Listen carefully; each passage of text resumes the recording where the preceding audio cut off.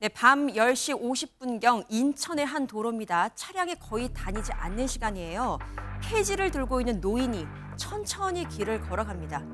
그 순간 멀리서부터 한 차량이 빠른 속도로 달려오는데요. 지금 달려오고 아이고. 있습니다. 노인은 아직 도로 한복판 위였습니다. 그러나 세상에. 차량은 속도를 줄이지 않았고요. 그대로 쾅 지나갔습니다. 노인은 공중으로 멀리 날아갔고요.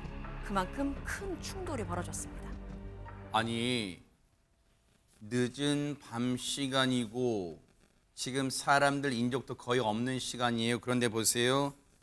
사고 낸 차량은 저 주변이 어두컴컴한 것도 아니에요. 근데 저 사람이 건너는 걸 못 봤다는 거예요. 김묘성 기자님 그러면?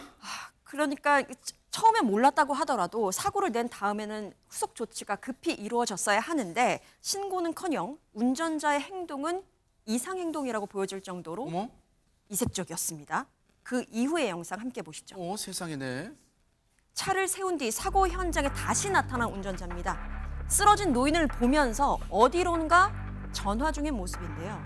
그런데 이 남성 쓰러진 노인을 분명히 보았음에도 112에 전화를 걸어 한 말은 더욱 화가 날 뿐입니다. 아니, 지금 저 사고를 낸 운전자가 차에서 내리긴 했는데 그리고 허겁지겁 달려와서 예를 들어서 뭐 심폐소생을 한다거나 괜찮으세요 세상에 하는 게 아니라 태연하게 전화를 하는데 그 전화를 건 데가 112라는 거예요. 경찰이라는 거예요. 대체 어떤 통화를 하고 있었을까요? 얘기 들어보시고 이어가 보도록 하겠습니다. 에 신고를 했어요. 이 교통사고 관련해서 신고를 한 건 아니었어요. 여기가 어딘지 모르겠다. 빨리 와달라. 뭐 이런 내용이었어요. 그리고 나서 이제 또 다른 목격자가 신고를 하면서 이제 구급차가 도착을 했어요. 구급대원이나 사건 관련자들한테 내가 이제 운전자다 이런 걸 밝히지 않고 계속 통화를 하는 모습만 보였어요. 그런 상태에서 이제 도보로 이제 골목길로 이동을 하신 거죠.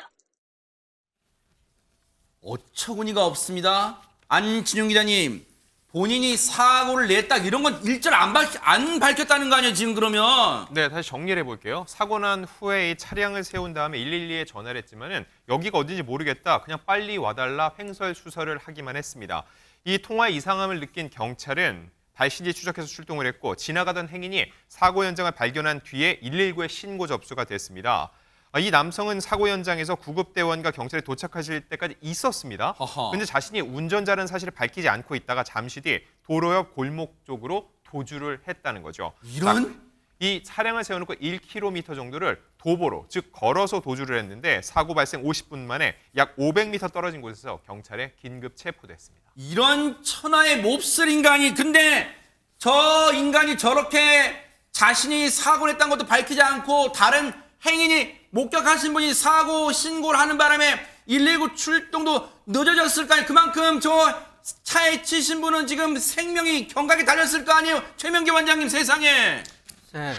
중상을 입고 병원에 도착하셨는데 거기서 이제 안타까운 순간을 맞이하셨습니다. 세상에. 근데 이제 저분이 또 안타까운 게 빈병이랑 폐지 등을 수거해서 이렇게 생활하셨대요. 아유. 그러니까 만약에 우리는 그런 일을 하지 않으셨다면 저 밤에 저 길에 있지 않았을 거라고 생각하면서 자녀분과 가족분들은 얼마나 안타까울 것이며 또 우리가 병원에 가고 이제 시신을 수습하는 과정이 있잖아요. 거기에서도 아무리 병원에서 이렇게 최소한도 마음을 상하지 않게 하더라도 저 사고 난 모습을 뵌다는 것은 물론 죽음이 모두 다 똑같다 그러지만 너무너무 속상하고 안타까운 죽음인 것 같습니다. 아니 세상에 꼭 뉴스파이트에서 이런 황망한 사고 전해드리다 보면요 느끼는 게요. 최재문 교수님 꼭 이렇게 열심히 사시는 분들한테 왜 선하게 사시는 분들께 왜 이런 일이 일어납니까 진짜. 그러니까 그 70대시잖아요. 70대 어르신이 자식들한테 손 안 벌리고 자기 힘으로 살려고 저러신 거예요. 세상에. 그래서 폐지, 빈병 이런 거 주워가지고 밤에는 그래 차들이 많이 안 다니니까 아이고. 그렇게 이제 생활을 하신 분이에요. 저분을 저 운전자가요 어떤 상태인지 이미 여러분들 뭐 시청자분들도 생각하셨겠지만 만취 운전이었어요. 만취 운전.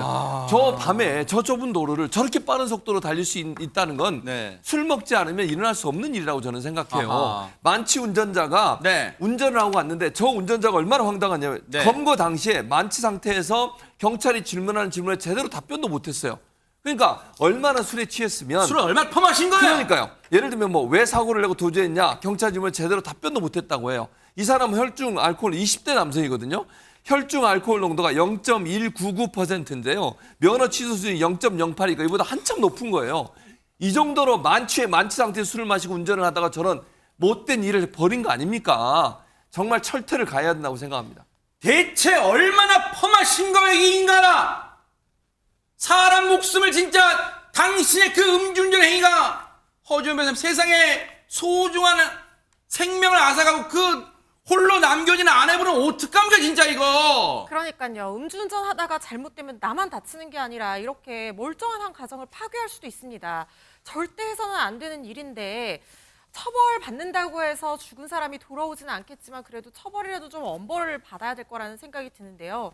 그런데 이 사람 지금 석방된 상태입니다. 왜요 또? 도주치사와 음주운전 혐의로 경찰 단계에서 구속영장 신청을 했거든요. 그런데 검찰 단계에서 이게 아예 받아들여지지 않았습니다. 왜요? 당시 당직 검사가 판단하기로는 혈중 알코올 농도 측정한 그 결과도 있고 그리고 뭐 CCTV 같은 것들로 이미 증거가 확보된 상태여서 증거 인멸의 우려라든가 뭐 도주의 우려가 없다고 봐서 영장을 아예 받아들이지 않았다고 하고요. 지금 경찰이 영장 재청구를 검토 중이라고 하는데 음주운전에 대한 경각심이 굉장히 높아지는 상황에서 사람을 죽이고 도주까지 했던 사건이거든요. 이 부분 상당히 아쉽다는 생각이 듭니다.